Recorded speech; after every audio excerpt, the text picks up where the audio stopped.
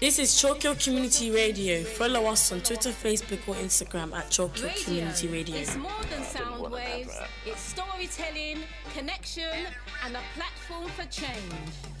The Kodja Baden and Chalk Hill Community Radio Research Project is putting lived experiences on air.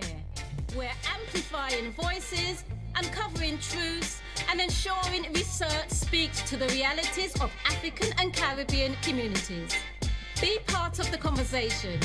Kodja Baden and Chalk Hill Community Radio, where research meets real life. Contact Blades on 07956 548 781.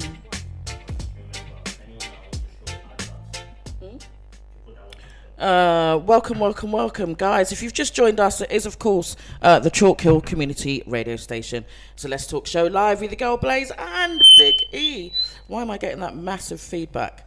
That was a bit of a screech to our ears. Not sure what that's all about. Big E is also in the studios today. So, guys, today's show is entitled Deeper Yet. My goodness, stay tuned in to find why I've chosen that title for this week's show. The quote for today is: the biggest adventure you can ever take is to live the life of your dreams. I was talking about that this morning, actually. The biggest adventure you can ever take is to live the life of your dreams. And we hope that you are doing just that. I'm definitely doing that, and we're going to find out how a bit later in the show. But guys, welcome to the Let's Talk Show live on the Chalk Hill Community Radio Station. The Chalk Hill Community Radio Station is all about keeping the community connected. Today's show is sponsored by Lloyd Montague of Forever Living. I do want to say an extra special shout out to the sponsors, actually, because they have been particularly attentive to the needs of my current household and all of the wonderful gifts that they've dropped off at the door. Myself and Omawala just want to say how much we appreciate you. Thank you so much for all your care. They're not just sponsors, you know. They are wonderful. So, guys, when was the last time you did something for the first time? And, of course, have you been living your best life? It is a Let's Talk show where anything can happen. And Big E? It usually does. It usually does. So E, on that note, have you done anything for the first time? No, nothing to report. See if I can hear you. Nothing to report? Nothing to report for the first time, but yeah, there's always optimism and always looking forward to doing something different. I think I've been asked to do some really interesting hosting opportunities, and I was asked to host the funeral of somebody who I spoke about last week, and I was just thinking about how much of an opportunity we are given since being on this show. And we've just recently started the radio research presenters training, and we have got this time 24. That's a lot, yeah. 24, yeah.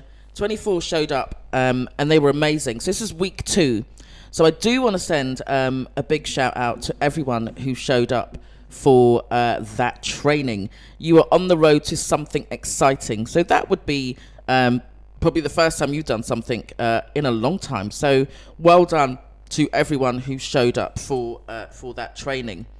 You guys are in for a treat. So, of course, the Let's Talk show is the real talk show. And today I've got some amazing guests, as always. Coming up on today's show, our first special guest is Charm Miller of Million Market, and she's here to talk about the next event that we've got coming up. I absolutely love those events. But this time, guess who we're celebrating? Tell me. The Mandem. Okay. Yeah, we're celebrating the Mandem. It's Men's Month or something like that, yeah. Wasn't it? Or Men's Day? So it's November is the celebration of men and International Men's Day. So we want to just acknowledge our kings, our brothers, and all of the male presence that we have. So we're going to be talking about that a bit later. And then our second guest is Pauline Barnes. Now, somebody who I've known for as much of my life as I can remember, quite vividly. So I've got a long life, but I can't remember all of it. But I do remember Pauline, so we're going to be catching up and talking to her about her book, Deeper Yet. There's more to that title, but stay tuned in to find out how deep we are going today. So last week, Saturday, after the show, I went to see Caught You in a Lie, which was absolutely amazing. It was with Yvonne Michelle, and she was our guest about 2 weeks ago.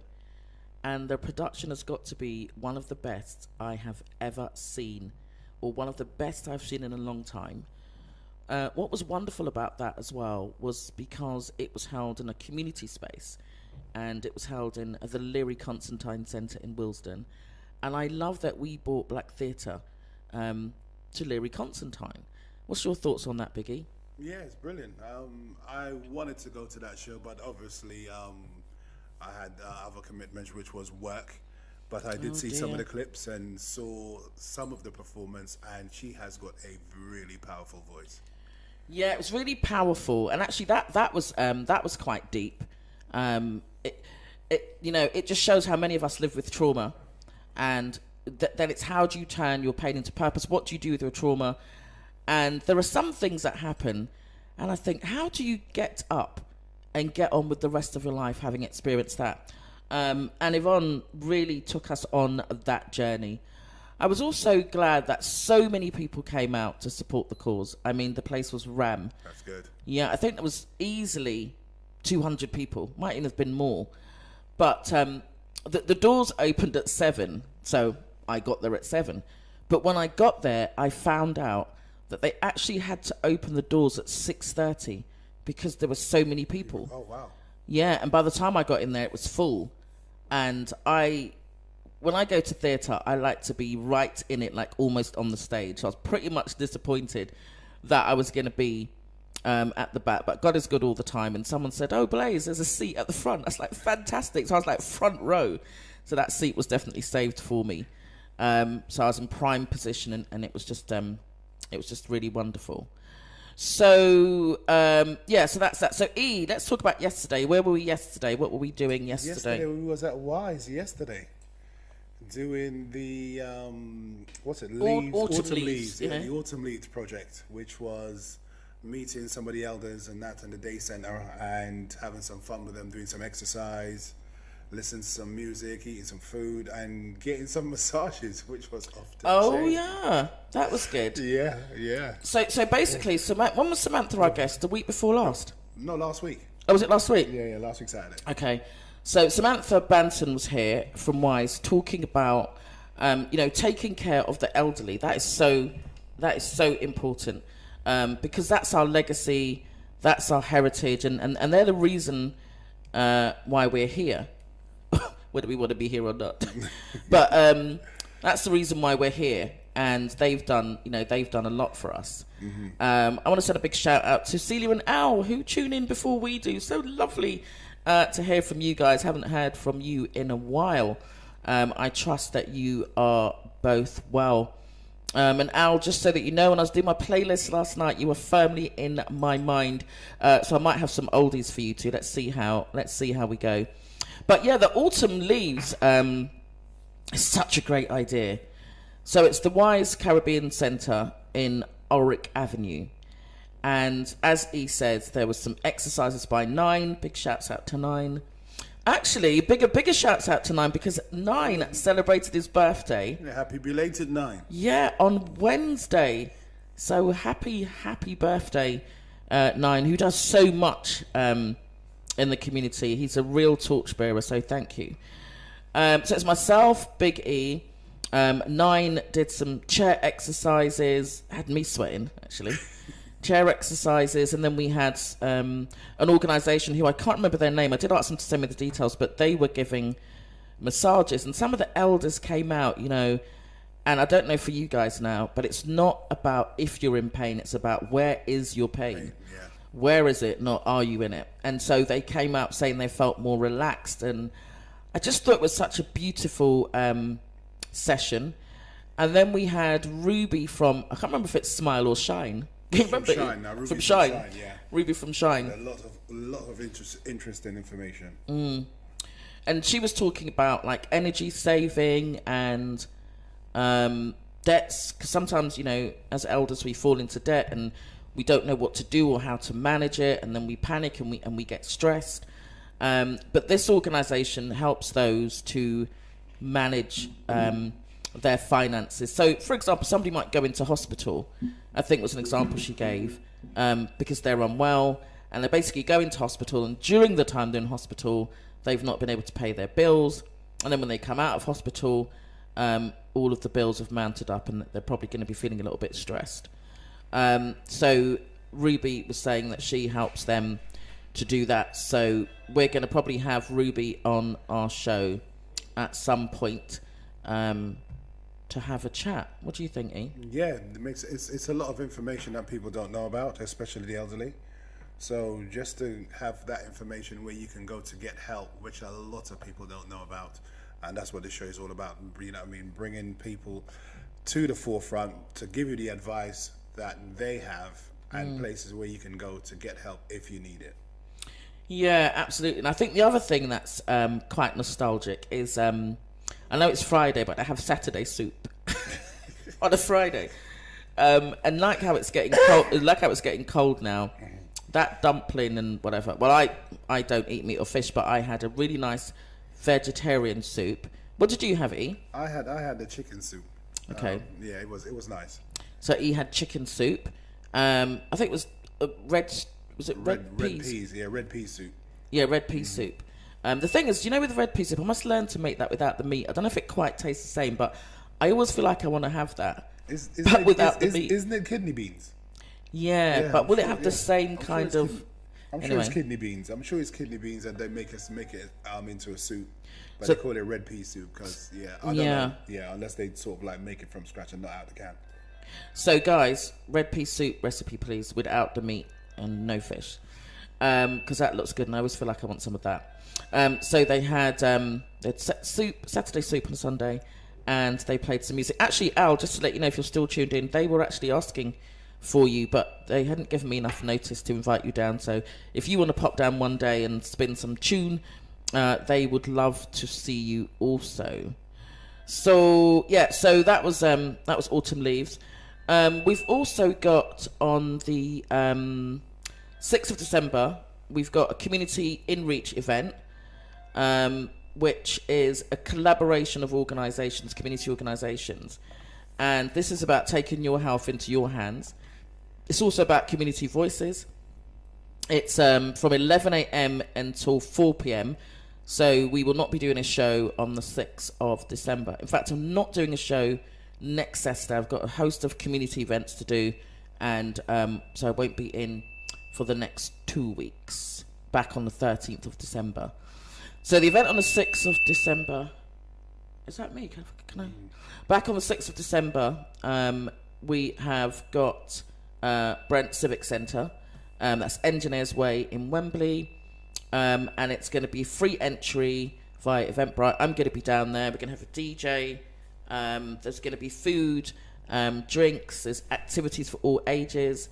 There's also going to be health checks. And there's going to be some entertainment.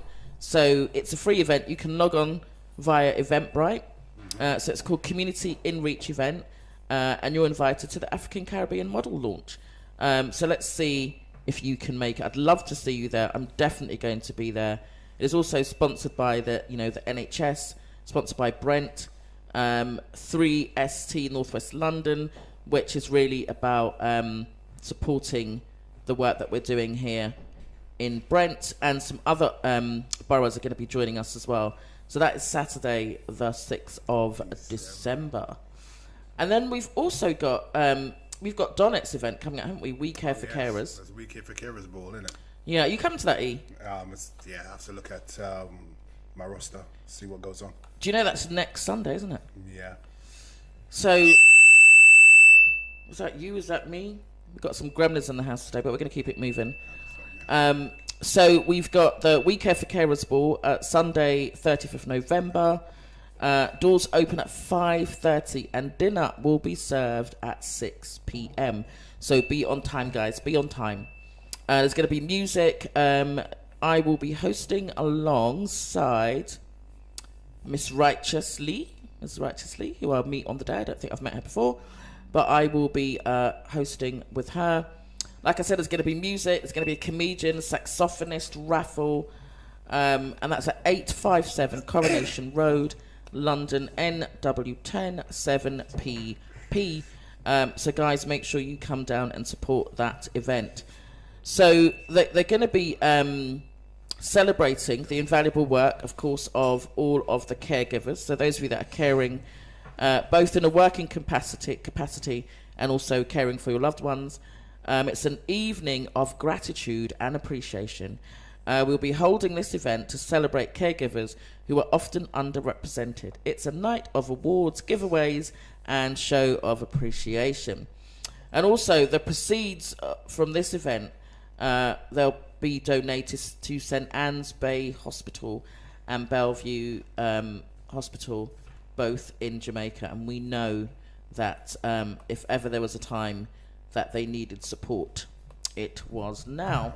So, E, anything else to add for you? Have I missed anything? Have I missed anybody? No, I think we're up to scratch at the moment. You've done really well. I think that's everything. That's pretty good for me, isn't it? Mm-hmm. Well, we're going to kickstart with our song, and then we're going to start with our first guest.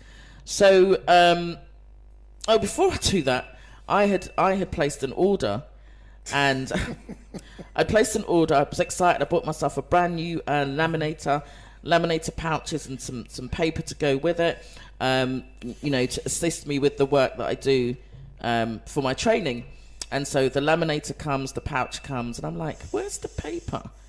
So I'm looking around and I'm thinking, I didn't bring anything in. So I'm asking Omowale, has he seen anything? But he's like, no. I look at the delivery date. I'm like, no, I'm sure it said next day delivery, no parcel. I go outside the front door, I look around, no parcel. Something just said to me, let me just check my Ring doorbell. Well. On the Ring doorbell, the man very much just walked up my drive, past the car, walked up to the front door, picked up the parcel, and walked about his business. He wasn't even sneaky with it. He just walked up like it was his things. Picked up my parcel and went off. I mean, the Ring doorbell doesn't, it wasn't enough for me to say, I've got a screenshot and I can send it to the police, and it's not even worth it. But just be careful. Be careful, yeah. Because now is the time where lots of you are going to be having parcels delivered. I'm not even sure if I'm going to get my money back, but I told Amazon where my safe place was. Of course, I can't share with you because it won't be safe. But clearly, but they didn't put it in the safe. They didn't put it there. They put it in the middle of the front door. I have a black front door. The parcel is beige. You can see it from across the road. So the man, and it was dark. The man just thought, oh, here's a parcel, I'll have that. And he literally, I mean, the casualness of it was amazing. He just walked up like he was me. But there is a real, I don't know if you can call it a craze, but people stealing people's parcels. I mean, I've had a parcel stolen. And the thing about it was only a sink plug. A sink plug? It was a sink plug. Served them right. Yeah, and the person took it, and I was like, it's a sink plug. What are you going to do with that? Yeah, and I was thinking, he's got my printer paper, but he doesn't even have a printer. Yeah, what I mean? They will sell it. They will do all, it's just the audacity of it. And how he just casually strolled up and just picked it up, and it doesn't even know what it is. You can't know what it is. But really, the message is just to say, just be mindful about your parcels. It's really the delivery people.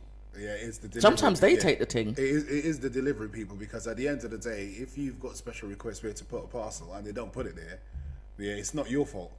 Yeah, and it was ridiculous. It was in the middle of the door. Yeah. There's the way that my porch is. He could have put it differently, but it was in the middle. Yeah, because my son he had a parcel stolen from outside his door, and again he caught the culprit on the doorbell. You know what I mean? What, did he catch them while they were there? No. I wish, The same thing. They left it by his door. Yeah, they left the parcel by his front door, but now he's in a block of flats. Yeah, and someone literally walked past and then tried to sneak under the doorbell, like if you can't see them, and pick up the parcel. So he took a screenshot and put it on social media. Because first of all, I thought it was the delivery driver, because the way he kind of put it down, and he didn't even ring the bell. He just knocked on the door, because you can see that. Away. Yeah, he didn't ring the bell. He knocked on the door, then went next door to deliver something, came back, and I think then took the picture and went off. But what happens with the doorbell sometimes, it alerts you to motion, so breeze could blow, and it's constantly saying there's someone at your door, there's motion at your door, and you can spend the whole day looking at it. So they didn't ring the bell, but if I'd seen it, you would have gone and get it. Yeah. No, 'cause I wasn't at home, but you can talk whether you're at home or not. Yeah. And I'd have decided to put back my things. But a quick tip: there's such thing as lockers, Amazon lockers. Yeah, if you've got an Amazon locker near you, try and locate where it is, and you can ask them to deliver it there. And when they deliver it there, you just go there with a code, type in the code, flips it open, and get your parcel. Because that's what I do now. Good information. So what's it? A delivery box? Yeah, it's an Amazon locker. Yeah, Okay. Yeah, just when you go to, when they tell you where do you want it, you can go and just check and see where the nearest locker is. Good idea. That's good information, E. So, guys, whatever you're going through today, I know it's a bit winterish, but whatever you're going through, whether they've taken your parcel or you're not having a great time, I just want to say, of course, it's going to be nice, just like this. Well, it's going to be nice. It's going to be nice. Whatever's in store for me, it's going to be nice. It's crazy right now, Lord, but that's when you shine. I taste my shine, Lord, it's going to be nice. Well, you never promised me that my days would be problem-free, but you did promise to always take care of me.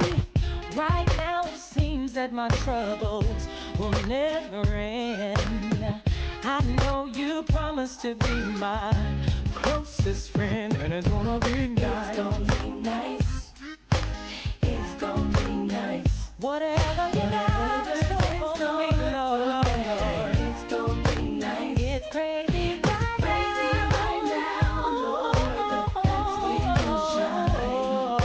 I taste my shine. Oh yeah. It's gonna be nice. Well, I gotta remind myself daily who lives inside of me, and when I stay close to you, close to me, you're gonna be no more crying about my situation.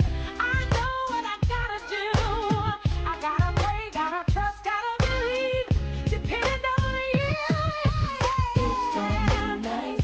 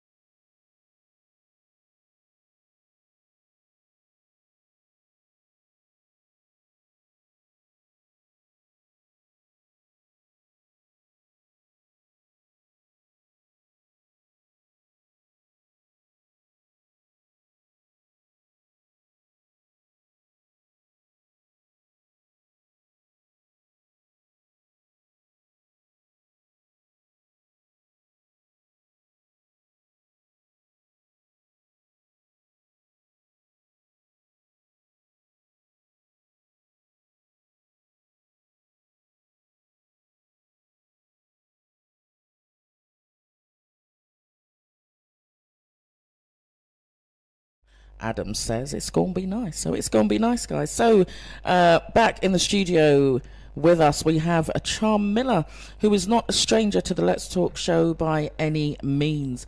Charm and I have been collaborating, I don't even know how long now, but Charm's going to tell me, because she's probably better able to tell me than I can remember. But Charm is here to talk to us about all that she does in the community. So Charm, good morning, grand rising. Grand rising, please. You were looking fabulous today. So for those of you that are on YouTube, you will see that Charm is looking absolutely wonderful today. And those that you are listening live, you just have to take my word for it. But she's looking wonderful. Lovely to have you in the studio. So Charm, for those people that have not tuned in when you've been on before, just tell people a little bit about Million Market and the work that you do. You might want to say when you started and just bring us up to date. Yeah, so Million Market is my platform for hosting market events. It's an artisan market, so it's all about what people make, what people source, your services that you provide, things that we don't ordinarily see on the high street. That's what this platform is all about, and it's underpinned by health and well-being, because I'm so passionate about Mother Earth. I'm passionate about us receiving our healing that's non-invasive and dealing with ourselves on a holistic level. So Million Market was born in 2020 when it wasn't even named, or I was just rolling with my well-being name of Bright Health. It was a totally organic idea and journey that's just evolved over time. And as I said, it's just all about the community. I never ever planned to host market events. I just wanted to remind us all about healing, Mother Earth. Essential oils was the drive that I really wanted to roll out in 2020, so that we could empower ourselves. Because you started in 2020, like you said, with just a small group of people, right? A collective. Group. And it was never ever going to be that way. It was me wanting to hire space. Monks Park Community Cafe, big up to Unks, Murray Cadet. Mr. Murray. Down in Monks Park Community Cafe. Beautiful little space, really quite quaint. And we just used to revel in there when there was lots of activity with NAF doing the vegan food. So I got connected and stayed connected. So fast forward to 2020, when I had the idea that I wanted to have a well-being theme and roll out these rollerballs that we're making up to support the immune system, Unc said, why don't you tell others? And the why don't you told others saw me tell others. I love that, because that's the thing, is that when we share, what a beautiful thing. Guys, today's show is entitled Deeper Yet. Today's quote is, the biggest adventure you can ever take is to live the life of your dreams. Our first guest today, Charm Miller, is doing just that, and she talks about when you tell others, then others can be involved, which is what's happened, and it has just gone on and got bigger and bigger and wider. And I showed up at the first event and just got hooked. Never left. Yeah, it's a bit like us on the Let's Talk Show. It's a bit like us on Let's Talk Show. Yeah. And I think what I like about those events are, first and foremost, of course, it's the items are for us, by us, and I'm very passionate about where we place our money and how we support each other in our community to thrive. So I love that, but I love the fact that it's community, and it's in community centres. It's nice when you go into other places and it's plush and there's lights and lifts without buttons and all of that kind of stuff, but I just love the real grassroots stuff that allows people to easily access the markets. E, what do you love about the markets? I think when you get to the markets, you can buy stuff that you, as Charm said, you don't see everywhere. And it's a great place to get gifts for people. Get unusual gifts for people, because when you give someone a gift and they sort of like see their reflection in that gift, they're like, where'd you get this? They'll be like, I went to the market, Charles did a Million Market. They're like, what's Million Markets? And he started explaining to them. And I mean, that's where I actually first started buying my creams and stuff like that, and my essential oils and whatnot. Oh, I didn't know. Did you know that, Charm? Well, he's been inspired. Yeah. He's been totally inspired. Now I've got involved and started doing my own stuff. So yeah, it's been great. Yeah, I think one of the key things there was reflection and representation, because I remember that even as a young person, we was having this conversation this morning, myself and Omwale was talking about Vosine, that shampoo. Somehow that came up in a conversation, right? And we were talking about how we just couldn't even relate to that advert. Like there was, this woman with this hair that was just not our hair, and what, and kind of what was it? But back in the day, because our parents migrated here, they kind of had to go with Vosine and Head and Shoulders and all that kind of. I hope I'm not going to get. Yeah, I think I can say that safely. Anyway, they use products that we don't use so much. Yeah, it was Vosine, isn't it? It is. I didn't even have that in the list. But Head and Shoulders, isn't it? The dry scalp. You're trying to address that. So there are all of those types of products that we used back then, but to have our own now is just, I just love it. I just cannot wait to get dressed in the morning because I cannot wait to use the share button, all of the wonderful things that make me feel great about myself. So thank you for that. And also, Charm, encourages people to develop their business. So it's about health, which is important, gives them alternatives. It's also about developing your business. So there's one coming up soon. There is. Talk to us about next Saturday. So yeah, Saturday the 29th of November, we are hosting the African Caribbean Artisan Market, and it's also a celebration. What does artisan mean for those that don't know that terminology? Like me. Yeah, you're a maker. You're creating your own craft. Right. You're breathing life into it. No one else has any input other than you.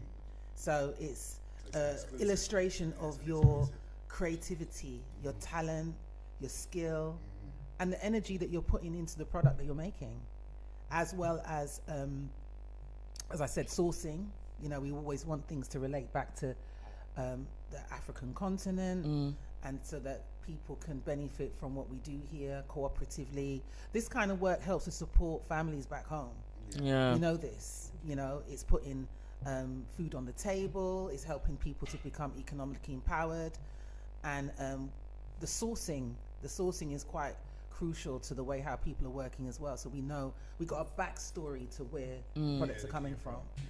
Yeah, and you don't get that opportunity in commercial spaces, do you? No, you don't. Wonderful. I'm so glad I asked you to explain that, because I think it's important for people to have a full understanding of what's really happening here and what you're really working on, and I think you've done that beautifully, so thank you so much. Just makes you feel all the more like, yeah, I need to definitely get down there, because we see the labels, don't we? Made in and made in and made in, and so we want them to be made right here, and supporting those that do all the hard grafting back in Africa.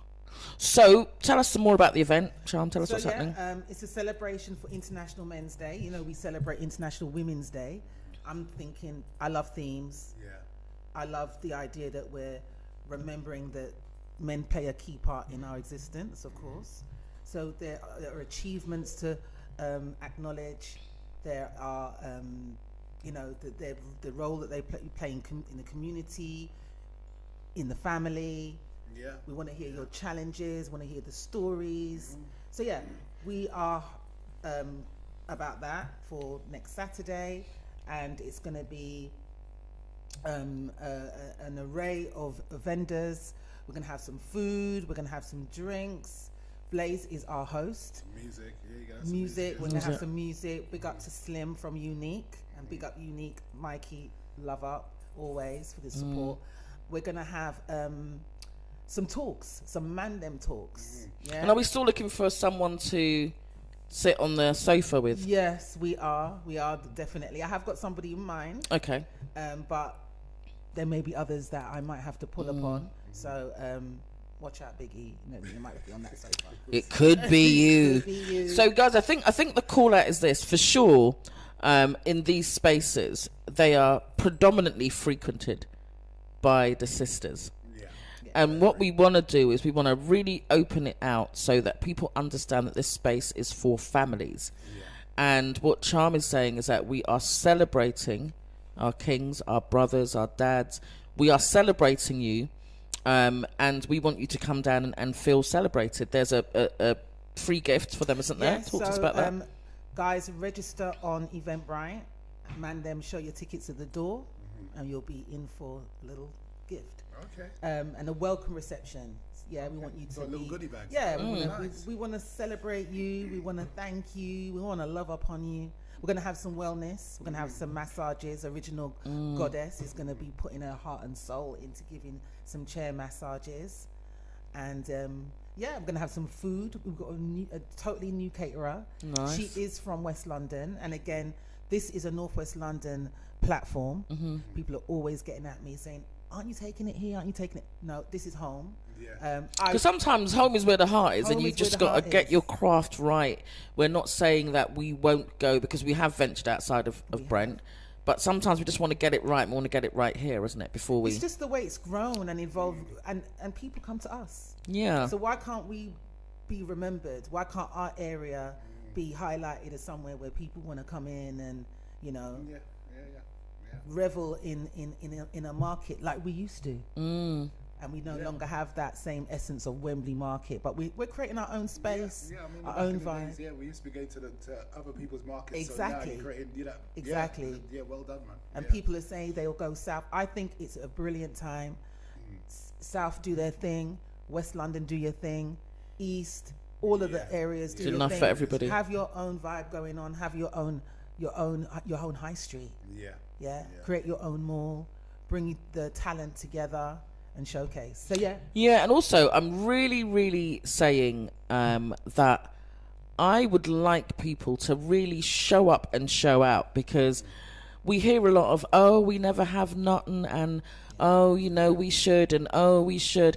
And what happens is a couple of things happen. When you start doing something, people start saying to you, oh, what you should do is, okay, so there's that. They start telling you what you should do. But then when the events are on, they don't come to it. That place should be rammed from front to back. Now, we do have a good show out of people, but I'm saying you should make it your business. Bring your friend. Tell your friend to bring their friends. Say to the neighbours, go to the shops when you see the shopkeepers, talk to it. And you guys really need to come down and support, because, you know, there are some other shops that we see that are full every Saturday, and they are not our shops. They are full every Saturday, sometimes in the week. There's queues, there's baskets and baskets, and it's our people in these shops, and they're filling up the shops. And then there's a video when somebody went to one of the very same shops and asked for a barrel to be filled to send back to Jamaica. They ain't sending back no barrel. But you can imagine the largest population of people that frequent that shop are probably Jamaicans, people from the Caribbean, people from Africa. So guys, I'm on my soapbox a little bit today, but I am saying please come out and support the thing, support the market. So Charm, any more to add to that? Yeah, I want to big up some people and some new features that we will have. So SJ Panorama, she will be doing the food. It's a fusion of Trini and Indian. It's awesome. Nice. She delivered to me so that I can try. So I was going to say, is it Pelori and what's the other one? She will have Pelori. She's got a whole menu. Roti, doubles. Yeah, she won't quite go into that. The carrot rice is off the chain. Yeah, it's not always about the R&P, which we know it has its place in our hearts. But we want to try something new. Different, isn't it? Something, you got to try something different. She's a 5-star rating. Just got her rating. She prepares at home. She's local. This is the kind of talent we want to exploit. Nice. And we want to really get at. Has she got some good vegan We're going options? to have some sweet treats. She will have a vegan option and some sweet treats as well. We're going to have our own in-house hot beverage and iced tea. So it's a little bit of a twist on some of the most common, popular hot beverage baked goods spaces. We got our own in-house. Yeah, so big up to Blue Bim, Lisa. Who's going to be doing her cocoa tea, traditional cocoa tea, you know? So we had soup from Lisa last week at Soup and Sorrel, So her iced teas will be available as well. Spiced teas, you know, that chai latte. I love a chai latte. So fabulous. What else we're gonna have? I told you about the massage.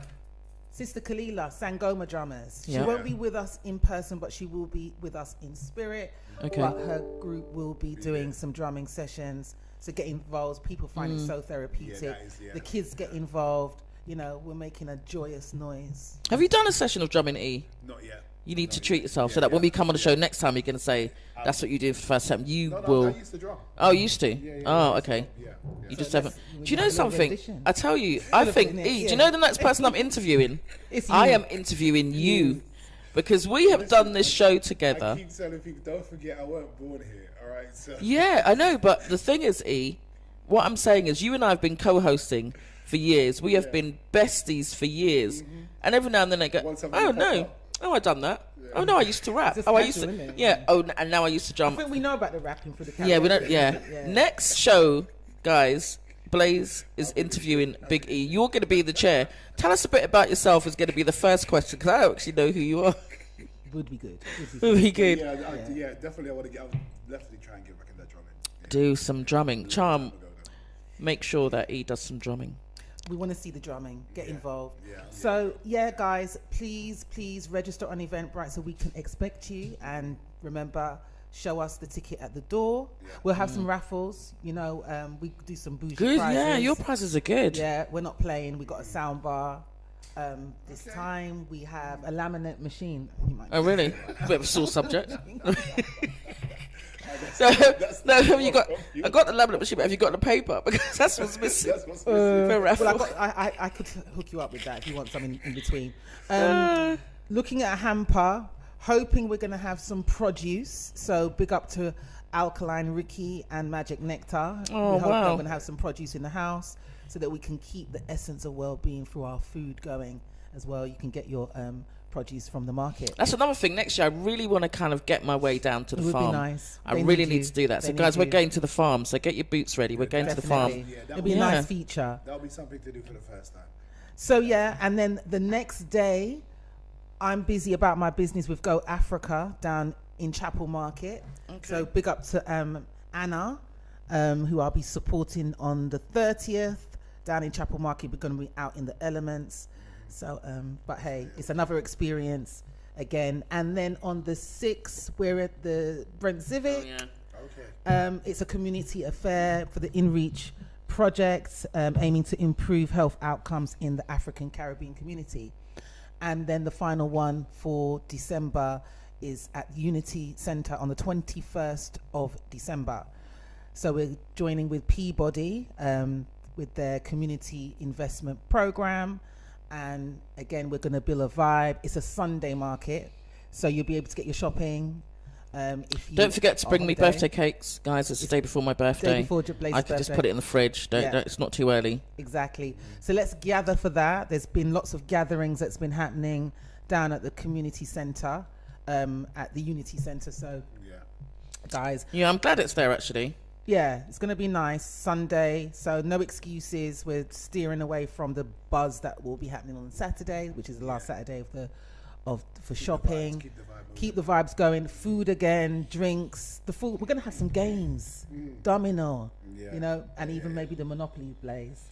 Cool. Wow, that's amazing. And also, Jack Bueller's got his Nubian Jack, his new version of the board game, Nubian Okay. Jack. That would be nice to Ooh, launch. child's amazing. Yeah, crazy. So I'm going to speak to Jack and see if we can get him involved. Yeah. Yeah, get him down there. So, Charm, your song choice. Tell us why you've chosen that song. Let It Go. Because you have to, Heavy innit? out here, can't it? Honestly, we got to find a way. Yeah. So sometimes I feel like, you got to just let it be, let it go, let another energy take it on, and just wait for the results to Yeah. Wait for the manifest. blessings, man. And they do say sometimes you've got to let go to make room for the Yeah, other stuff that's coming in, isn't it? I believe.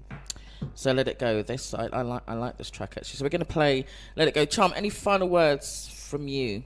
Just that we do have some stores available for the 29th. So if you do items that are all about men, or unisex, I would say, if you're arts and crafts, if you're books, home decor, or anything that I haven't mentioned that is unusual that you want to bring to market, get at me. My number 07956 379 756. There's also opportunities to trade on the 21st for the last shopping for the festives. So get at me, and get at me anyway. You know, I call on people that I've spoken to ages ago, and they're now ready to show up and showcase. So yeah, we're ready to receive you. Fabulous. So I will definitely be down there. In fact, I'm actually not even doing a show next week because I want to give some time to the market, because I have another event. So I will be down at the market earlier than usual. So fortunate to have you. Not doing a show next week, guys. In fact, not doing a show the week after that. We will be back on the 13th of December. Because sometimes, you know, the community calls the show out of the station. and that's basically what's happened. We've been called out of the station. But guys, if you've just joined us, it is of course Let's Talk Show live with the girl Blaze and Big E. Today's show is entitled Deeper Yet. After the song choice, you're going to find out what that's all about. But the quote goes simply like this: the biggest adventure you can ever take is to live the life of your dreams. So guys, make sure you are living the life of your dreams. The Let's Talk Show, of course, is the real talk show. And coming up after the break, we've got Pauline Barnes, and she's going to be talking to us about Deeper Yet. And there's more to that title, but we will hear all of that in a short time. But in the meantime, between time, Charm says let it go, just like this.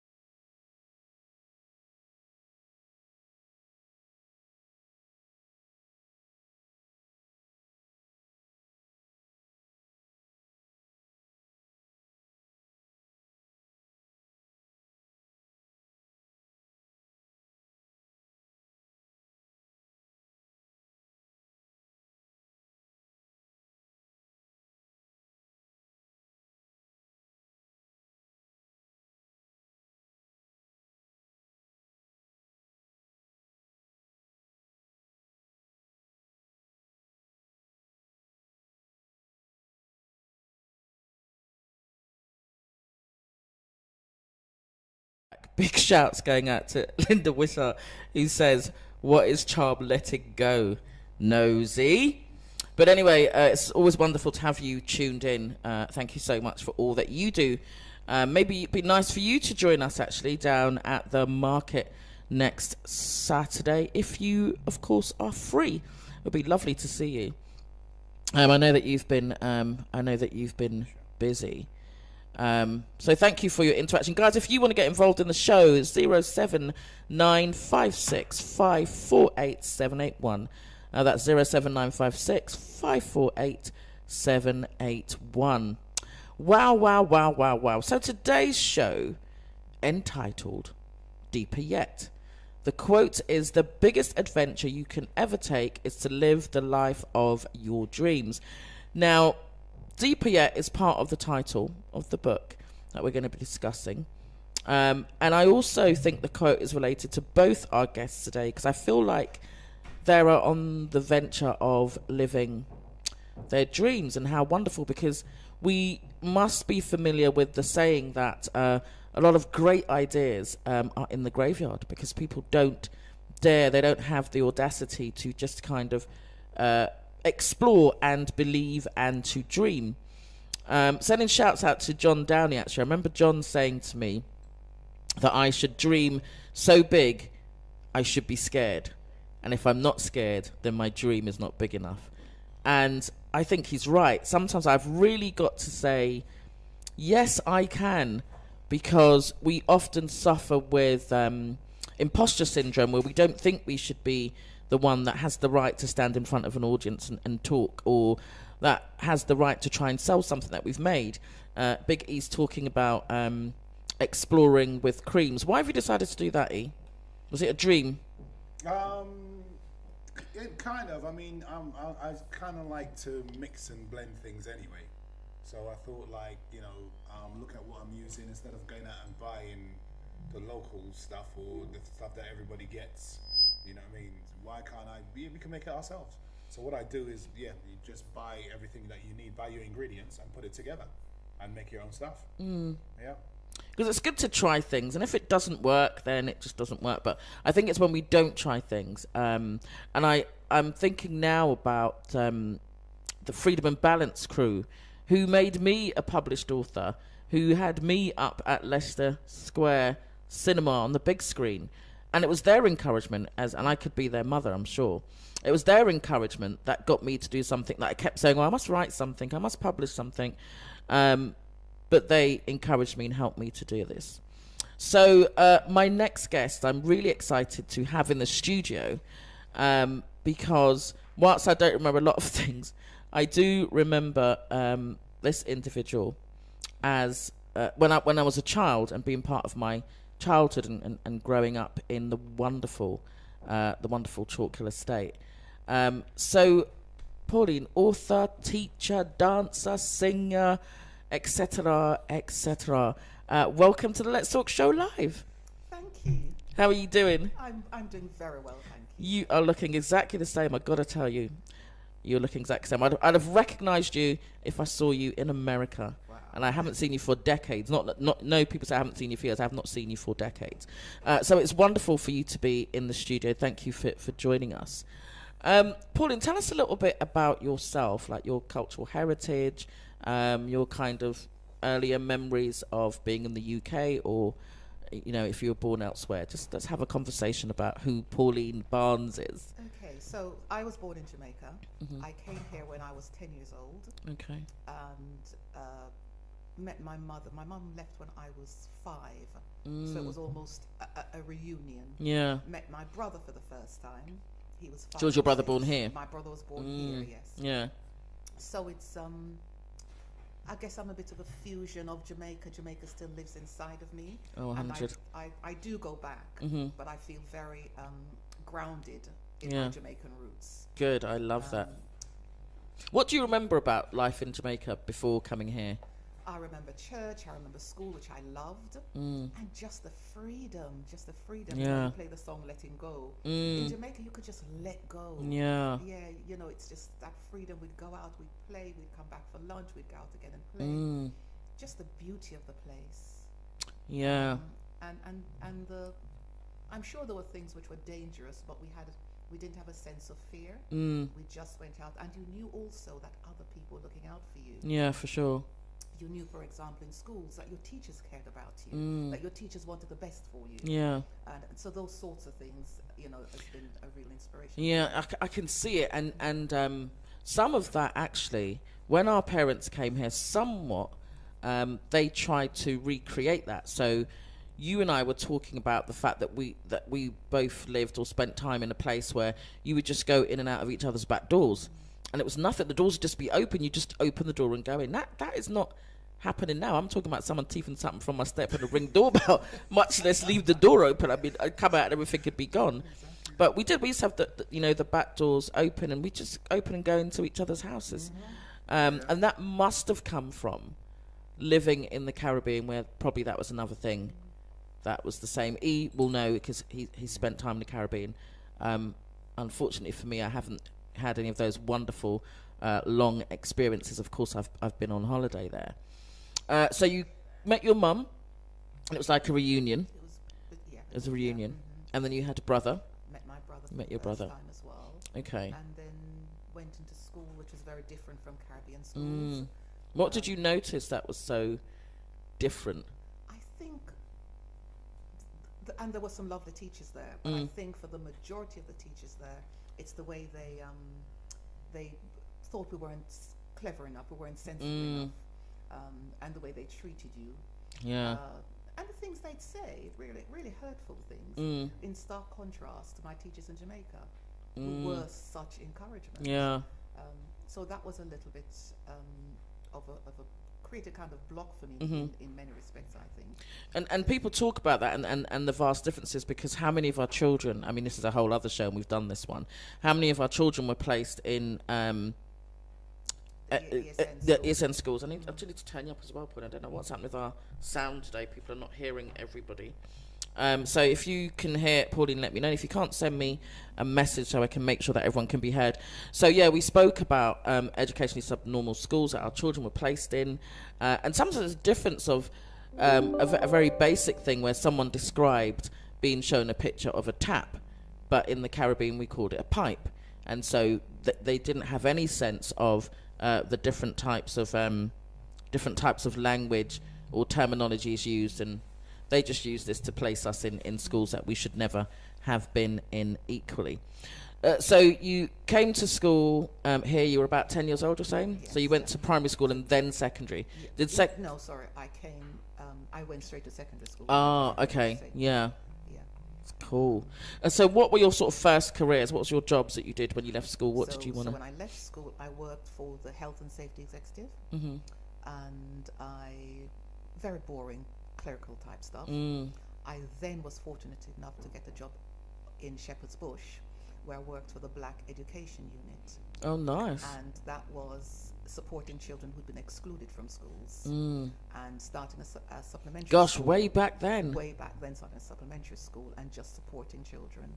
And I suppose in lots of respects, that's what got me into Black history and kind of developed my passion for teaching. So you started the supplementary school? With a group of other the workers, yes. That was part of our brief to start a supplementary school in the area. And it was a successful school, ran for a number of years. When I left, it was still running. That's amazing. And, so I left that to go back into teaching, to do my PGCE, and did that, and then started teaching. I was going to do the PGCE, but you know what it was? I'd done my psychology degree, and I'd done 4 years of that. And then they said, you've got to do a year's teaching. Then I was like, no, I can't. I just felt like I was all taught out. And so I didn't do it. So that's a familiar, what you saying, sorry? Yeah, it's a familiar route for me. So actually, you've been in the teaching industry now for about 40 years. Yeah, just under. Just under 40. I'm now retired. Oh, nice. I retired in 2019 and then went back to 3 days. Then I went to 2 days, then 1 day.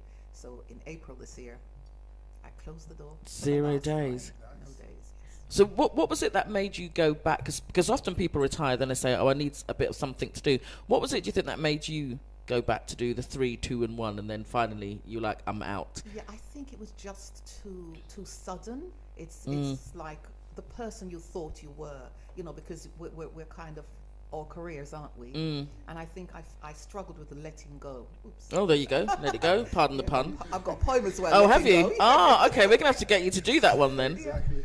So yes, I think I struggled with letting go, and I miss the children. I miss the children dreadfully. Yeah. Because when it's been a part of your life for so long, you know, that's what kind of shaped you. And so yes, 3 days worked, 2 days worked, and when it came to one day, I felt I wasn't making the difference I wanted to make anymore. Oh, with the one day. With the one day, yes. And I thought, yeah, time to go. Time to let go. Yeah, because I don't know for you, E, because you're still very much in the full time. But for me, there's nothing. I didn't think I would love like not working like that as much as I do, because I was very much 9 to 5. Went in when I wasn't feeling well. You know, decided I was going to just work every day and wait to the carriage clock. And now the thought of going into work just sends shivers. So, E, could you imagine what you would do with your life if you were retired? What? Yeah, what if I retire, I would definitely have to find things to do, because for me now, because I work shift work and I work weekends, and there's days I have like batches of days off, and the batches of days off that I have, I do what I want to do with it. You know what I mean? So then I'll go back into work for like 3 days, and then I'll be off for another 4 days. So it's not a consistent thing, but when I'm working, I'm working. But when I'm out of work, I kind of get to do what I choose, what I do want to do. But yeah, if I have retired and I've got the funds to do stuff, I'll just travel. I travel with bigger the agenda, especially just going and explore the Caribbean, go to different Caribbean countries. And I think also we should give time to our gift, to our creativity, to ourselves, because we spend so much time in the workplace, and then by the time we retire, every bone is hurting you. You're too tired. You don't have the energy, and all of that kind of stuff. Then you don't get to live your best life. So I'm glad that you've taken some time out, because you've paid forward a lot doing the education just generally, and then doing a supplementary school, which our children so need. And you've said, just under 40 years. That's enough. They say that's enough. So you can let that one go. And you have a degree in biology and education. Specialist. What is it you love about biology? It was I didn't like the plant biology, so I didn't like botany, but I loved zoology. I just loved particularly learning about the human body. Yeah. That really fascinated me. So that's where that. Fabulous. And maths specialist. Yeah, primary maths specialist. So I was maths lead in my school. I was science lead first, and I took on the maths lead as well, and then went on to RE lead. So lots nice. of different. So most people know that maths is not my strongest point. If there was a degree in talking, I would probably get a good first class in talking. But maths is not my favourite. But I know that those that love maths, they teach maths very well. So you've done teaching. You were born in Jamaica. You remember the difference that school made to you there compared to here. You obviously noticed that there was a need for you to start the supplementary school, and that would probably have come from the fact that you remember the positive aspects of your teachers that taught you in Jamaica, and you knew that you weren't seeing the same here. How popular were supplementary schools back then? Incredibly popular. Oh wow! We are now talking about the 1980s. You need to raise your voice just a tiny bit, so talk about the 80s. So very popular, the 1980s. I mean, my boys went to supplementary school. Yes, because it wasn't just the academic subjects. It was about Black history, just opening their eyes to who they are, where they've come from. So it was incredibly. And where are they now? Do you think we have as many now? Supplementary schools. Yeah. I think maybe not as many as there used to be. Yeah. I think maybe I don't know if parents have become very kind of used to, very comfortable. Because I think for us, when we came, it was very blatant. It was in your face. Yeah. Over here, we're a little bit more relaxed. And, we're a little bit more English. So I think we think it'll work itself out. It'll just work itself out. And I guess it's a challenge, isn't it, about saying that we really need to encourage our children to be aware of who they are and kind of where they come from, because they're still not getting that education in mainstream. We know they're not. And when I listen to teachers that are working in supplementary schools and I hear how they deliver and how they encourage the children, it's so heartwarming, because we know that our children are not they're not getting that. They're not getting that elsewhere. So education has been your main thing, your main driver for most things. You're an author, but you described the fact that you feel like you've been writing for always and forever, right? Do you feel like you've been writing for a long time? I've always written. I've written when I don't understand things. I've written through pain. So I'm always scribbling something. Yeah. I have my little book by the side of my bed, so if I wake up with an idea, I'm jotting that down. So I've always been a writer. I think COVID had, in some respects, are quite good for me. Yeah, I get that. During COVID, I started pulling things together, pulling bits of writing together, and writing new stuff. So the book, Deeper Yet, is actually a reflection, a cross-section of my life, really. It's about my thoughts, it's about my political ideas, it's about my faith journey. Yeah. And it's interesting how, because sometimes we think there's politics and there's faith. Yeah. But for me, it hasn't been a kind of parallel. It's been a convergence of both. Wow. Where in my faith kind of interweaves with my politics, and in that I've gotten a certain peace, because I think before that it was quite. Sometimes when you look at what was happening around you, it created certain anger inside of you. Oh, for sure. Was it last week that someone said they think they was angry for 7 years about the same sorts of things? And I know for me there are times when I literally have to take to my bed because I'm that angry. I have to take to my bed because it's just too much. There are some recent things, and the fight's a lot. Sometimes it's a lot, so I can understand when you're talking about, even things that you don't understand, you're saying, and sometimes writing those down. And sometimes the things aren't a surprise to us; they're just another annoyance, because we want to say, "Oh my gosh, I can't believe that," but actually, we know it to be true. And so it's important. But you do some other things as well, because you're a dancer as well. Yes. Talk to us about the dance. What type of dance? I will just say this, just going back to the anger. This is where my faith comes in, and it's kind of shown me just how to kind of step back and how not to take it all on myself, but to see the world through a different lens. And to understand, in every situation you've got the good and the bad. So it's just focusing on, the things you can't do, focusing on God and ensuring that, So does it stop you from making emotional responses to things? I would like to say yes, but not totally. The reality is it doesn't. But having made those emotional responses, you can then stand back and say, well, actually, I understand now, kind of, or I try to understand. Yeah. Or that you can deal with it in a different way, maybe. Yes, yeah. When you look at it through a different lens, it's. I mean, it's as bad as it is, but there's something that plays into it that kind of makes it a lot more bearable, I suppose. Yeah. I sometimes think, do I just kind of get over it?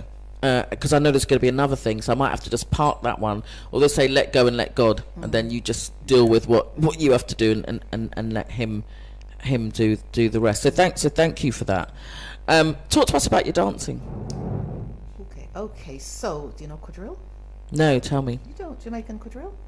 No. Okay, so you're going to educate us now. Right. So when the slave owners went to the Caribbean, they took the English country dance with them. Okay. Ballroom dancing. So each island, if for example you're colonized by the French, you do the French quadrille. Right. Not sure what the Spanish ones did, but in Jamaica we do the English ballroom dancing. Well, that's what was brought to the slaves, because remember they couldn't speak their own language, they couldn't sing their songs, they couldn't dance, so they had to literally imitate what the English slave masters were doing. Wow. So they created or copied the ballroom style of dancing, but it was really to mimic what they were doing.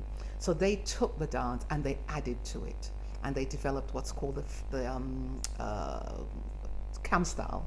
Okay. So in the evenings, you know, the field slaves would learn from the house slaves what they're doing, and they would teach them the dances. And so they added this camp style, which is a lot more kind of flamboyant. There's a lot more energy in it, and you know, so that's what I do. And been doing it for about over 10 years. So I was a founder member of the for this group. We call Januka, which is Jamaica Overseas, Jamaica, JA. And anyway, it's part of the Nurses Association. I'm not a nurse, but a lot of my friends are, so I joined it. And we do lots and lots of performances. We performed in Martinique. We were invited to perform there. Oh, We've wow. been to Huddersfield. We've been around. We've travelled a bit.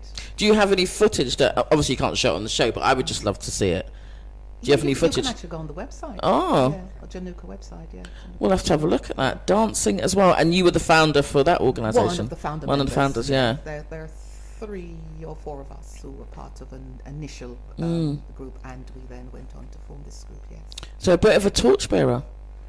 Supplementary school, dancing. Yes. And it's something we do for the community.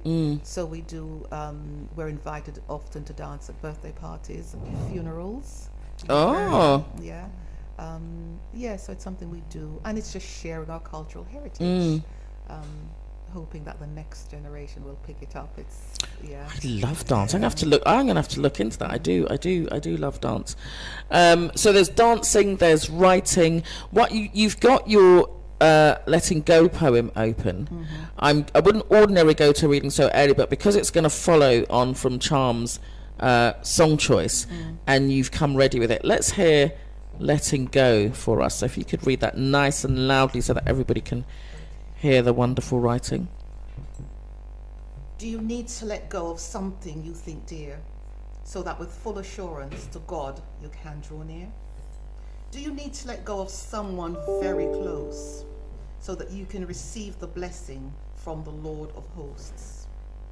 Do you need to let go of guilt or shame or pride, so that you can receive God's love as you in him abide? Do you need to let go of unforgiveness and of hate, so that with peace and joy and love you can demonstrate your faith? Do you need to let go of the pains that wear you down, of anxious thoughts that threaten to replace God's peace with a frown? Do you need to let go of cruel things buried deep within your past, and accept God's promise that his love will always last? Letting go is so difficult, as the past we slavishly pin, through fear and intimidation, or simply too weak to do anything. But God in all his goodness invites us to draw near, to let go, rise up, put our trust in him and the plans he has for us, to give him our unspoken fears, to exercise our faith, to believe his word, I'll be with you to the very end of time.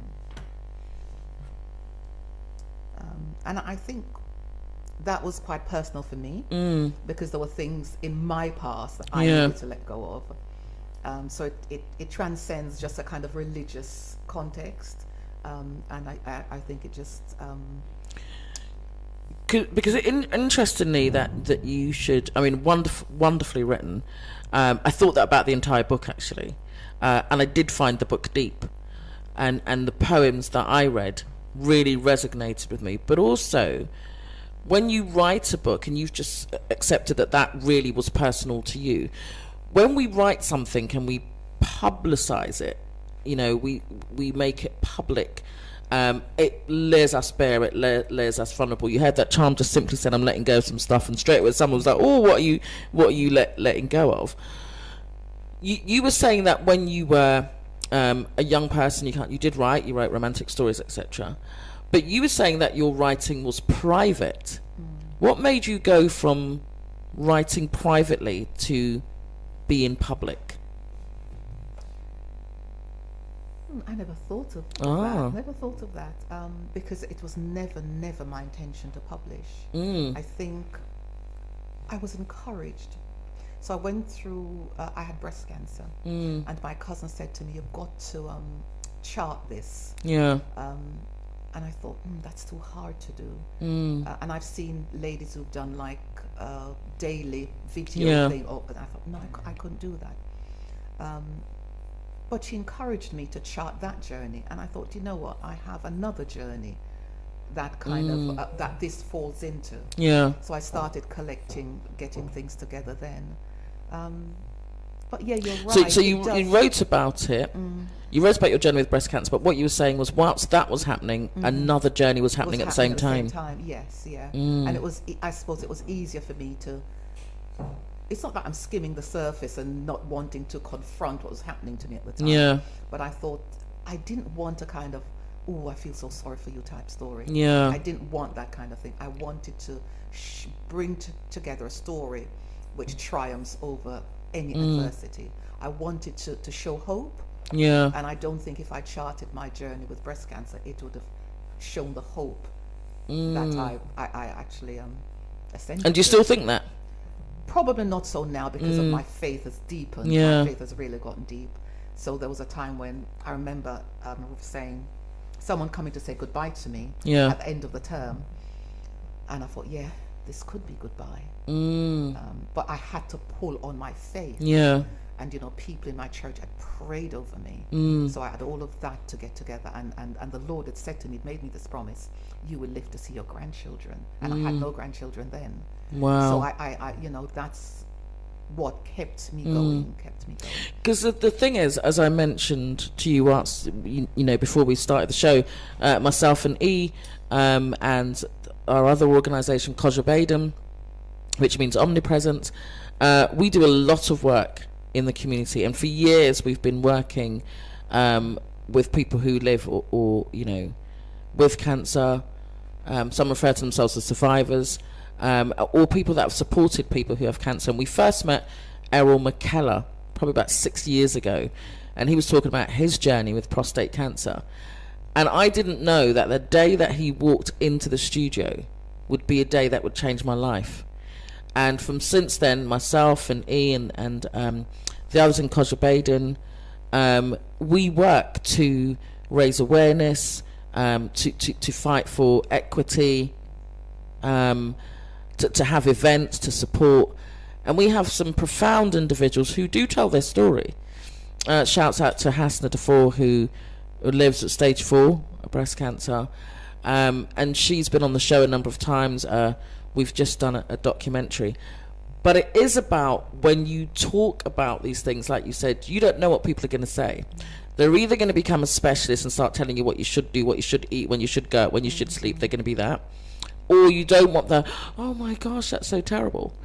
But what you have skillfully done is you have found a way of working through that. And your poem about the waiting room, I've got to find it. There was something about how you said it. It was waiting, but you're waiting, but you don't want to be called all at the same time. Yes, it's one of the ones I'd highlight. Oh yeah, that's it. And that's given me goosebumps, because I was saying to Pauline that in this studio, I say magic, but I don't really mean, I need to find another word for it. But God always puts the people where they need to be, when they need to be in this space. So the fact that you've gone to the waiting room, I can't tell you how that moved me, because there are so many times, like you said, when you're waiting, but at the same time, you don't want to know. You want to know, but you don't want to know. You're waiting to be called, but you don't actually want to be called. And that wrestling that happens during that time, I just think the way you wrote that piece, I was right in the waiting room with you. So if you could read for us now, The Waiting Room, in your biggest teaching voice, so that people can... So the waiting room. I sit waiting to be called, dreading every second, wanting to be called, but wanting to wait longer. Can I deal with the wait as fear dances all around, wanting to be called, but wanting to wait longer? I survey the faces of others in the waiting room, wanting to be called, but wanting to wait longer. I could look down and read a mag to while the time away, wanting to be called, but wanting to wait longer. My name is called. It's my turn next. What will they say to me? Wanting to be called, but wanting to wait longer. Is this a reflection of our Christian living in the waiting room of life? Wanting to be bold, but wanting to wait longer? Do we allow fear to blight our lives with self-doubt and reticence, wanting to step out in faith, but wanting to wait longer? There is a need all around us in this waiting room of life. So with mercy, grace, and justice, we step out in faith and love to answer the commission call from our Heavenly Father above. That was like the line, you know, wanting to be called but wanting to wait longer. It was just so powerful. If that poem was a song, I would be dancing. It would move me to dance. I read it and I read it again, and I could see me in the waiting room. I could see you in the waiting room. Just think about how many waiting rooms do we wait in as a people. I don't know how you found that, E, but I just found it to just be like a real wow moment for me. Yeah, I mean, me myself, I can't say I haven't been in many waiting rooms, but I mean, when I do have to go there, it does come across to you like, am I next? You wonder what they're going to say to you. I say you try to CSI it. That's what I call it. Yeah, you try to look for what they're going to say, what they're going to tell me. But the sort of person is you don't know until you know. Right. Yeah. That's what I believe. You don't know until you know. And there are so many waiting rooms, because although I know that you're talking about having cancer, and that might be the waiting room you were talking about, but there are so many waiting rooms that are not even medical. They're just the waiting, like you said, the waiting room of the waiting rooms of life. Lyndon Wishart says the waiting room experience is 100% him. So he really resonated with that story. I just saw a message from Omawale as well, who was very versed on Saturday schools, supplementary schools, and he says, Tende Amari, it says, greetings, congratulations to you and your guests on her service to our community, particularly with our children and young people. He goes on to say that the 80s were a peak revolutionary time for our people. Saturday schools have declined significantly since those days, and we are not as united as a community. So that was his thoughts. That was his thoughts on that. So, yeah, absolutely. That poem, powerful. And, you know, your title of your book, what's the full title of your book actually? It's Deeper Yet, Reflections of Life in Poetry and Prose. Yeah. And so I found it quite reflective. And that waiting room, I guess it's what, you know, it could seem like forever. You want to know and you don't want to know. But what was happening for you at that time? What waiting room was that for you? So you were right. This wasn't a cancer waiting room. Yeah. You know, you remember going to the hospital and sitting and waiting to be called, and yeah, just came flooding back to me. Yes. Yeah. And so I guess that's the challenge that you were talking about when you write about something so personal and so deep. You might find a different way of dealing with it, because it's easier, like you said, to write about the other thing. I thought your writing was so superb. The book was brilliant, and I was quite interested that you didn't study English as a topic. No, I've always loved English, though. I have loved English, and even when I applied to become the maths coordinator, there was the literacy coordinator going as well. But I've always felt comfortable with English, and I wanted to challenge myself. So that's why I went as maths lead, yes. I do enjoy writing. Yeah.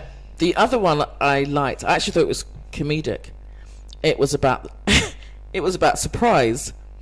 And you were talking about let me just disclaim, not that I'm religious, but I knew where you were going with it, and it was funny. You were talking about the surprise of when people get to heaven and they see who's there, and that for me, I thought was funny, because we all have a perception about who we are as people, and sometimes we're quite judgmental about other people. So that poem, was it called Surprise, actually? It's just called Surprise. It's Surprise, yeah. The surprise when you arrive and you see, you say, so-and-so's here. Oh, I didn't know you was going to be here. I just thought that was really, I don't know if it was meant to be comedic, but I thought it was funny. Do you understand what I mean? Where I'm going with that, E? I thought it was hilarious. I don't know if it was meant to be funny. Well, I think even as Christians, we can be very judgmental, and I've got a friend who will say to me, I go to church on a Sunday, and she'll say to me, the only thing that's wrong now is you need to come to church on a Saturday. So we're always judging people. We're always judging, even within the Christian community. So yes, there is that comedy element to it, but there's also... You see why it's funny? Yeah. But there's a serious point. I think we need to examine ourselves. Because, definitely, 100%. Yeah, 100%. I said in the book, when Princess Diana died, there were people who were saying she wouldn't get to heaven. And you don't know. You do not know in the last moments of somebody's life what they. So, yes. Because I do have a saying where when you speak to people, if you tell someone a situation, I call it is I'll see that and I'll raise you. You know what I mean? There's a tendency that they've got a story to put on top of the story that you've told. Sometimes be like, you know what, just be quiet. You know what I mean? Just be quiet. And that's just human behavior. So exactly what you said there, it's human behavior. You know, we always have something to say about what someone's doing. Yeah, I liked that. I liked that. Give some thought to the judging. You don't know who you're going to see when you You don't know who you're going to see when you get up there, or wherever you go, and you don't know who's going to be there, who's going to be what. But you can end up in rooms with people that you thought perhaps weren't going to be there, and I think we should just give some thought to that. So I'm going to play a track, and this track is one of my favourites, actually. I also love Aretha Franklin. I say a little prayer just like this.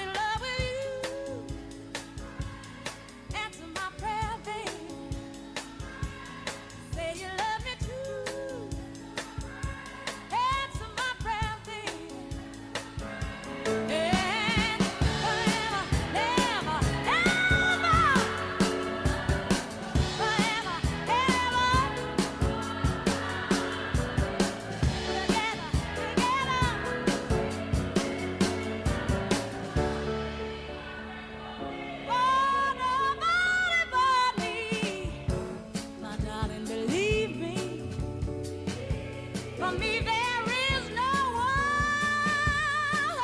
other you.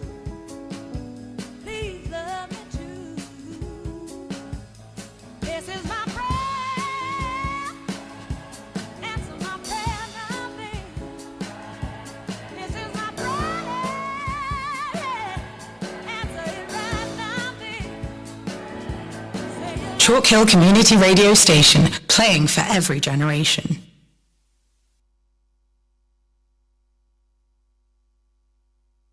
So the wonderful, wonderful sounds of course, Aretha Franklin, Say a Little Prayer. Guys, if you've just joined us, it's Let's Talk Show Live with the Girl Blaze and Big E. What a wonderful, moving show we are having this morning. Today's show is entitled Deeper Yet, Deeper Yet. And the quote for today is, the biggest adventure you can ever take is to live the life of your dreams. My special guest so far have been Charm Miller, talking about the African Caribbean market coming up on the 29th of November. I almost said September. Where is time going?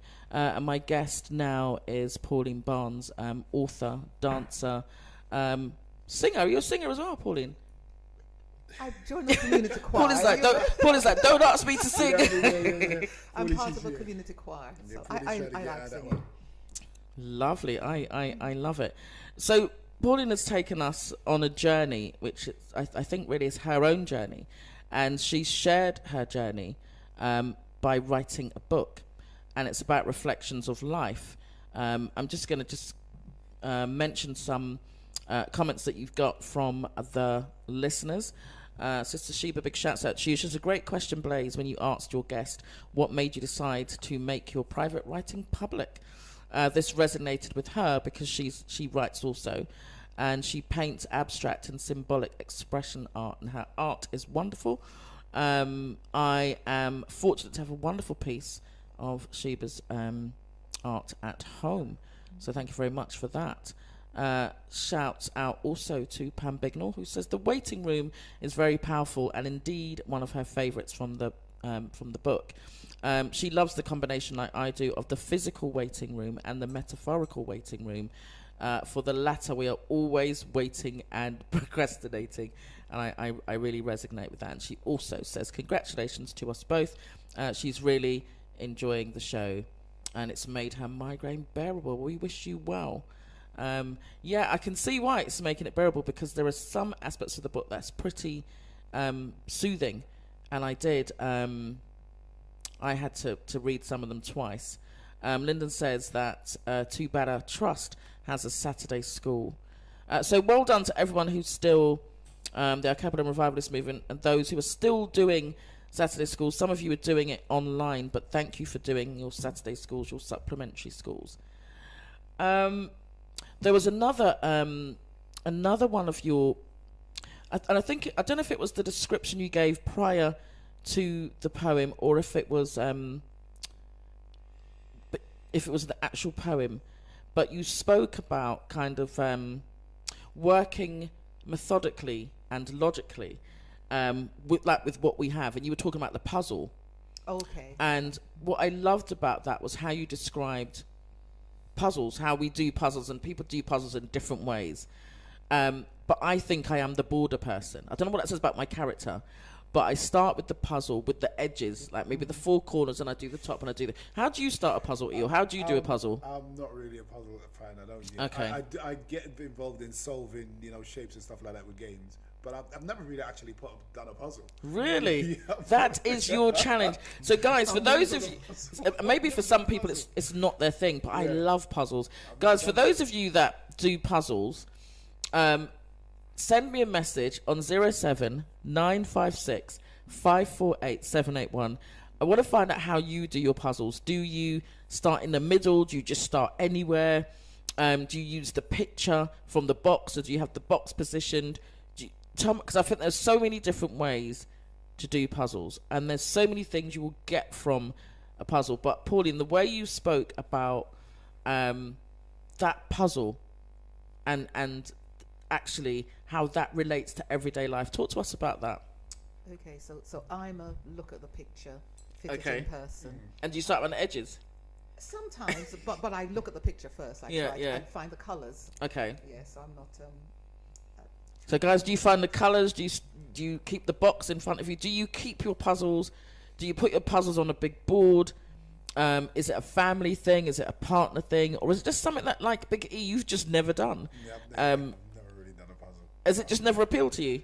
It's yeah, I don't know. It's just I've just never attempted or seen anyone doing a puzzle. I mean, a couple of times I said, "Oh, I'd love to do that," blah, but I never got around to doing it. Okay. Yeah, so obviously, yeah, that's something I'll have to try and do. I'll have to change that.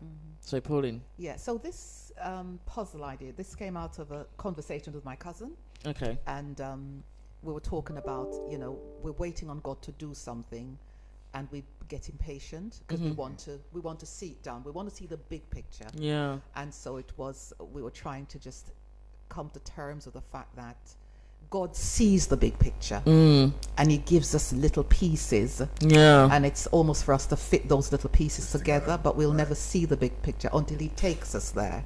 So that was the whole idea of how do you start a puzzle, because life's a bit as a puzzle, isn't it? Absolutely. How do you start that puzzle? Do you depend on the picture to be there, and what happens when you lose a piece of that puzzle? Do you ever see the full picture? Good point. Is it ever yeah, finished? yeah, Because I guess some puzzles exactly. are never finished, right? Then they're not. No, they're not. So, do you trust your memory in terms of you may have done the puzzle before, so you can actually say, "Yeah, I remember where that piece goes." Yeah. And in that scenario, it's about looking to what God has done for you before and trusting Him through that, knowing that yes, you will see the picture, but just trust me and go for it. Yeah. So just different ways of actually trying to understand that, waiting for God to reveal something to you. And He's God; He doesn't have to reveal it to you all the time, but He gives you pieces along life's journey for you to see Him, to see His fullness, to see His grace in your life, and where He's taking you. Because sometimes you get to something and you go, oh, so that's what that was about. Because then, young people have this new thing now. Make it make sense. It makes sense, I guess, when all the pieces are together. When all the pieces are together, yeah. And I love the fact that you said, what happens when a piece is missing? Because sometimes you lose a piece from a puzzle and it will remain. It will remain, but do you stop doing the puzzle Yeah. and put all your attention on hunting for that piece, which is what we Yeah, sometimes yeah. do? Or do you continue the puzzle, And wait for the hoping piece. that piece will turn up? That would be your last Yes, piece. that would be, yeah. Okay, makes sense. It does make sense. So let me ask you,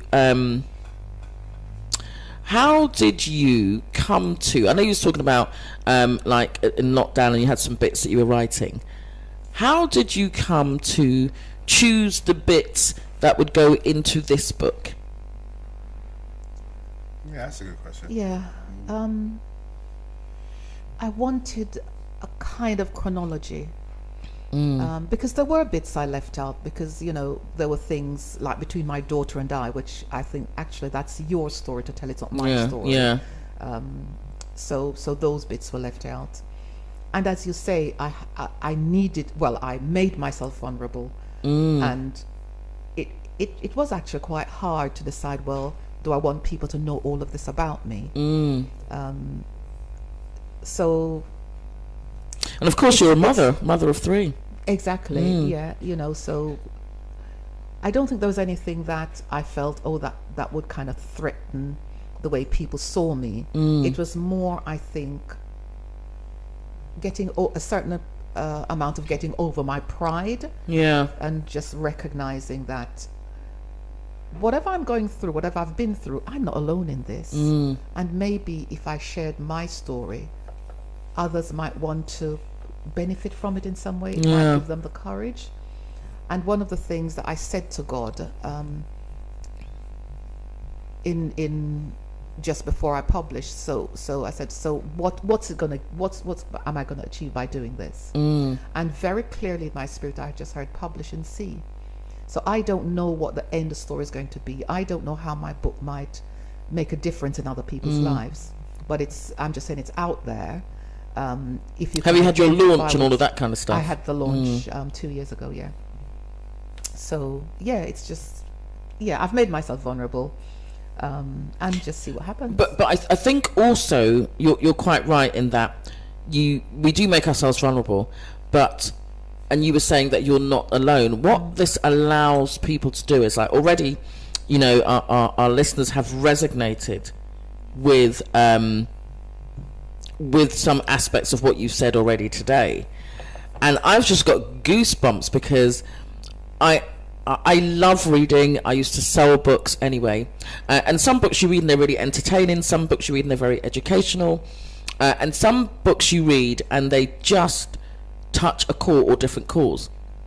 And I felt with yours that this, you know, the fact that it's called Deeper Yet is a perfect title, because it allowed me to think about some of the waiting rooms that I've been in. It allowed me to think about some of the puzzles that will be unsolved, or how did I solve that puzzle, like you said. Sometimes it's a repeat puzzle, so there are going to be people out there who've got some puzzles that the pieces are missing, and your poem is going to make them probably stop and say, actually, all puzzles are not going to be complete. I'm not going to start or finish all puzzles in the same way. That might help them. Might be someone that's sitting in a waiting room, and that they'll be able to say, okay, so it's not me that wants to be called but doesn't want to be called. So I think I would like to hope that you are already seeing what your book is doing for people. Is that a place that sorry, I was laughing. My brother-in-law said, your sister is good at doing that. She'll have one on the wall. There's 1,000 pieces. Yes, she loves puzzles. Well done. But how do you guys do your puzzles? Do you guys do the edges? Do you do the middle? Do you do it in the beginning? Let me know, Alan Celia, how you do your puzzles. Are you yet seeing what this book is doing for other people, or even for you?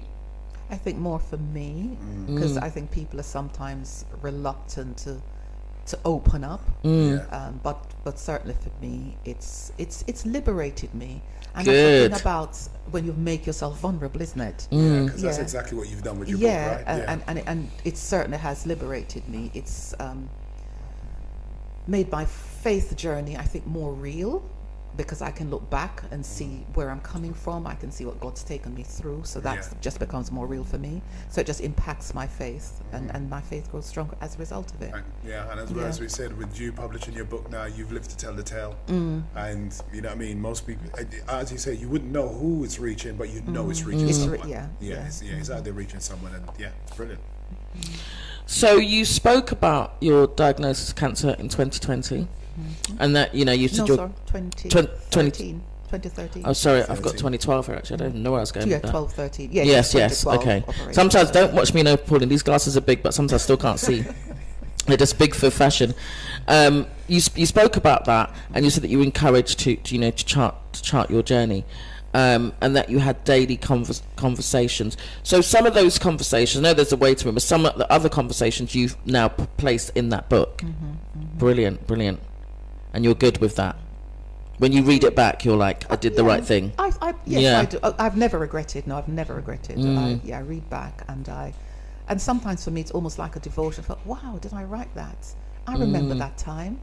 I remember that time. I remember first being told, and I remember going through radiotherapy and writing another poem. So it's a reminder, but it's a good reminder. As you say, I'm still here. I'm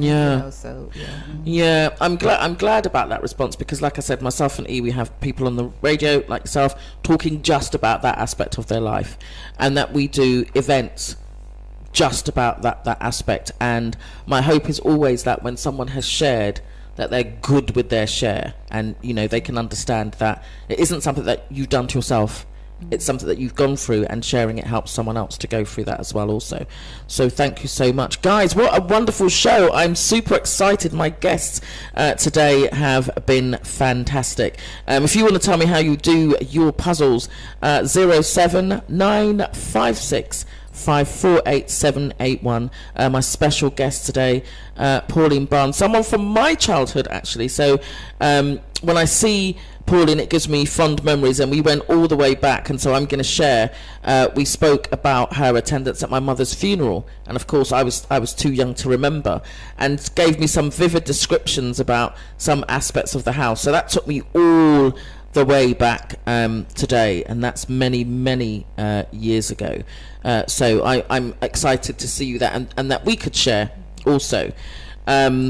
Sandra says that her daughter, Shara, big shouts out to Shez, starts with the edges like me. She goes around and does the edges. So guys, is that how you start your life? Do you start your life around the edges and leave the middle till the last bit? Have you lost some puzzle pieces of your life? No, I tell you, this thing moved me like I went out. It was like a night out when I read this. But the reality is there some puzzle pieces missing from your life? I don't want to trigger you. So, Pauline, also, you mentioned that you became acutely aware of gun and knife crime, and how this was having, an impact on primary age children. Talk to us about that. Yeah, so in the summer term in year 6, the children were just about to leave for secondary school. We kind of do an open talk and just invite them to share their fears and anything that's concerning them. And this particular year, children shared a variety of things. Some talked about climate change.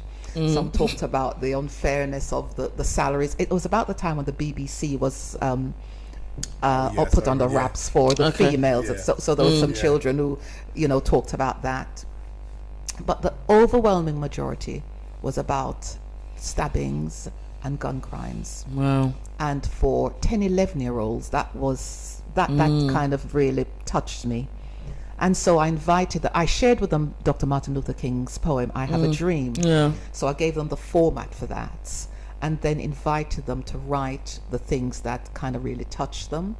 And so they wrote their own I Have a Dream poem, and, a lot of it around, as I said, knife and gun crime. And I produced for them a template to share my ideas, how I saw it. And this is pretty much the same template, I Have a Dream. So it's just, you want to see a different world. We want our young people to grow up in a safe space. And that's not always the case. So it was just, I'm trying to address how can we, particularly as women, make a difference. So one of the things I did with some friends of mine, we started a prayer group for young people, and that we started in 2019, it might have been, and we still continue. So once a week we meet and we just pray over young people. And this year was, some statistics came out which said in London there were no knife crimes during the summer period. I know since then we've had, but during the summer there were no. So that was quite heartening. And it's just something we do. We just continue to pray and just support young people, as best as we can. I think I do want to, when it's Black History Month and etc., we celebrate a lot of our ancestors, people that have gone before us, and people that are in America, etc.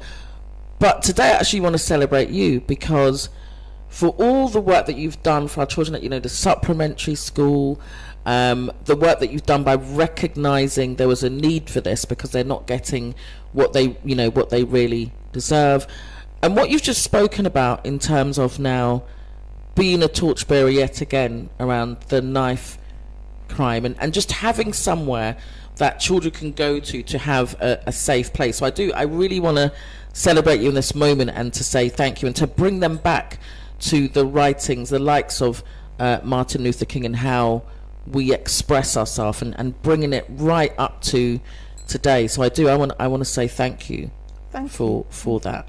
I love that. So Sarah says that she loves a puzzle, definitely doing the edges first. Sarah and I are very close, actually, so I can see we'll be doing the edges together. We think a lot. We call ourselves twins, so I can see why doing the edges first for Sarah works. So we were talking about the fact that you wrote privately, and then you went public, and you asked yourself your own question. I guess you were saying, why now? Why at this time did you decide that you would go public, as it were? So tell us why now, or why then? Because the book's been out a while now, wasn't it? It's been out a while. Yeah. You know, it's as you say, things will happen when they're meant to happen. I would have loved. I lost my aunt 2 years ago, and I would have just after the book came out. Oh wow! And I would have loved for her to have been here to see that part of me. But sadly, that wasn't the case. But I think it happened for a reason. There were lots and lots of people. There were maybe about 100 people at my book launch. I did not expect that number of people to be there. So I think things fell into place. We got a new pastor. He was starting up a publishing company. Things, you know, the bits just seemed to fall into place. And so it happened. Oh, Daisy, a puzzle. I was about to say I've got those puzzles where things just fall into place. Those puzzles where you don't have to. Even people who did the proofreading for nothing, you know, just said, "We'll do it." They just did the proofreading for me. So I was encouraged a lot by my pastor, by my cousin, by friends, and it just seemed, I've come out of this thing. I'm going into retirement. It's time. Yeah, it's time. But you know what? You deserve your retirement. I'll tell you that. That's it, isn't it? That's exactly it. Yeah. Trust me. Because I was thinking, there's work, right? There's the work that we do because we need to pay bills, and then there's what I call the God work, or your heart work. And I would say that's probably why you have received the fortune that you have, the publisher, the timing of it, the proofreader, all of that kind of stuff. It's because you've done the work, and so it comes back to you.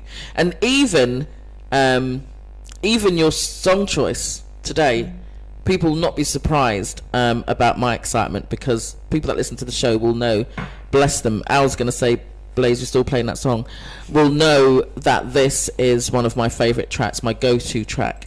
And so we're going to play your song now, song choice, Something Inside, So Strong. Tell us why that... See, he's like, straight away, tell us why that was your song choice. Everyone knows why it's mine, but why was it yours?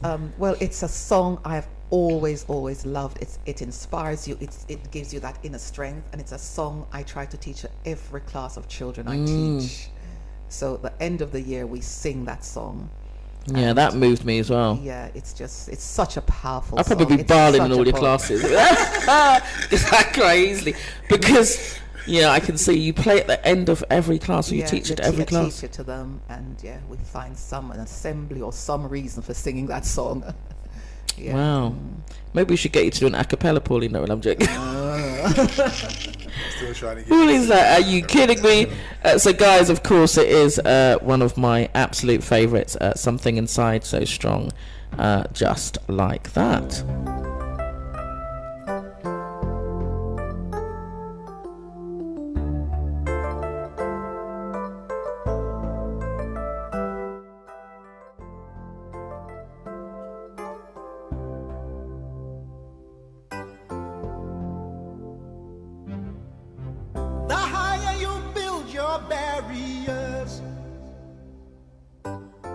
The taller I become, the farther you take my rights away, the faster I will run. You can deny me, you can decide to turn your face away. No matter, 'cause there's something inside so strong. I know that I can make it, though you're doing me wrong, so wrong. You thought that my pride was gone. Oh no, something inside so strong. Oh, something inside so strong.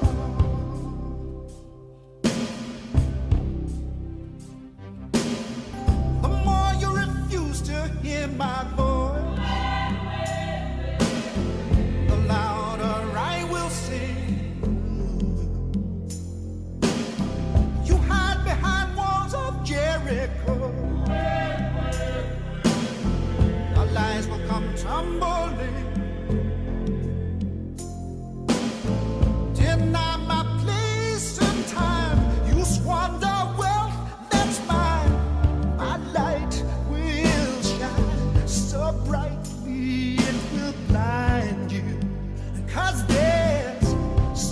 inside so strong, so strong.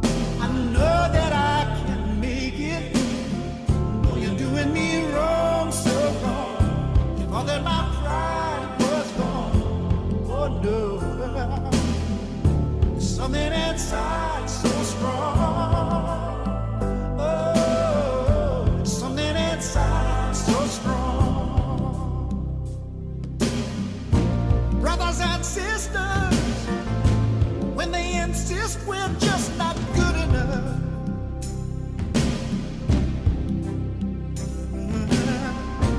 When we know better, just look them in the eyes and say, we're gonna do it anyway. Gonna do it anyway. There's something inside so strong.